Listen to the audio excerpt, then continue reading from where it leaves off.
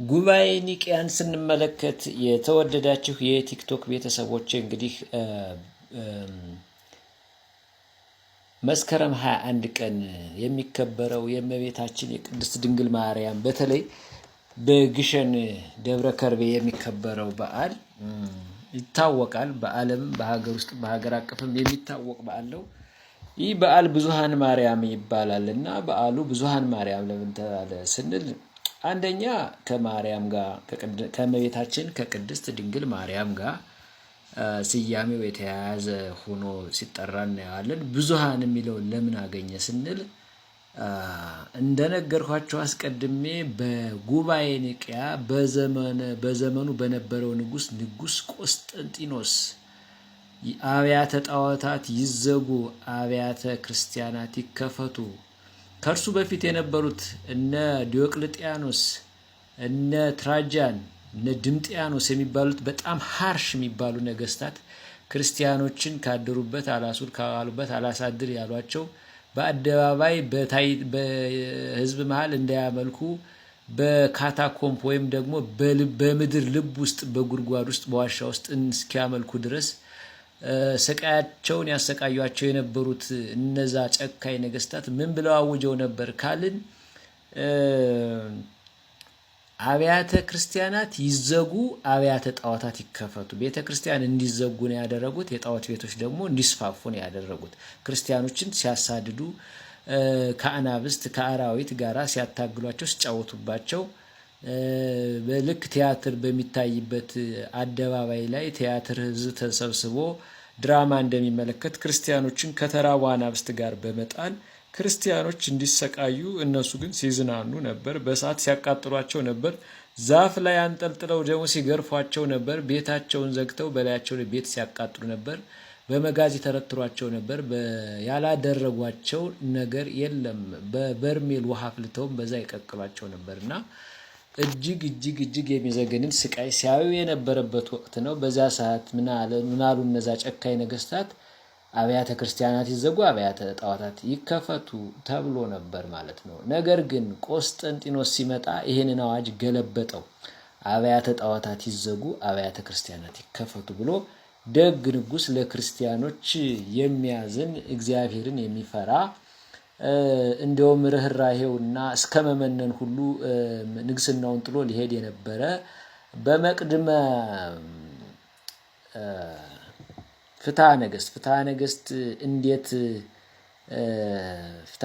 እንዴት ታተመ፣ እንዴት ተዘጋጀ፣ እንዴት ረቀቀ፣ እንዴት አባቶች ሰለስቱ ምዕት አረቀቁት ብለን ስናስብ እዛ ጥንተ ነገሩ ላይ መቅድሙ ላይ ስለዚህ ስለ ቆስጠንጢኖስ ይነገራል። እስከ መመነን አልነግስም ሁሉ ብሎ እስከመሄድ ደርሶ ነበር ማለት ነው። እና ደግ ንጉስ እግዚአብሔርን የሚፈራ እግዚአብሔርን የሚያከብር ለክርስቲያኖች ከለላ የሚሰጥ አብያተ ክርስቲያናት ይከፈቱ፣ አብያተ ጣዖታት ይዘጉ ያለ አዋጅን በአዋጅ የሻረ ንጉስ ነበርና ለሱም ከዓለም ለሚሰበሰቡትም ለሊቃነ ጳጳሳቱ ሴንትራል ምቹ ለስብሰባ የተመቸች ቦታ ኒቂያ ነበረችና በዛ ተሰበሰቡ። በዛ ብዙ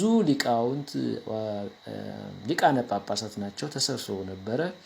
ከነዛ ውስጥ 318ቱ እንግዲህ ሃይማኖትን ያጸኑት ወይም ደግሞ ትክክለኛውን የሐዋርያትን ትምህርት በዛ ትምህርት ላይ አሪዮስ የኑፋቄ እንክርዳድ እየዘራ ስለነበረ የአሪዮስን እንክርዳድ ዘሪነት ገልጸው ለህዝቡ በአዋጅ በስምምነት ከመጽሐፍ ቅዱስ እየጠቀሱ ከሐዋርያት አስተምሮ እየጠቀሱ ወልድ ስግው ቃል ኢየሱስ ክርስቶስ ከድንግል የተወለደውማ ፍጹም ሰው ፍጹም አምላክ ዘእሩ ምስለ አብ በመለኮቱ ከአብ ጋር እኩል ከአብ ከመንፈስ ቅዱስ ጋር እኩል የሆነ የሚመለክ የሚሰገድለት የፍጥረታት ፈጣሪ መሆኑን አስረግጠው የኒቂያ ጉባኤ ቀኖና ወይም ደግሞ ናይሲያን ክሪድ የኒቂያ ጉባኤ ድንጋጌን ደንግገው እኛ በሃይማኖት ጸሎት ዘወትር ምዕመናን በቀላሉ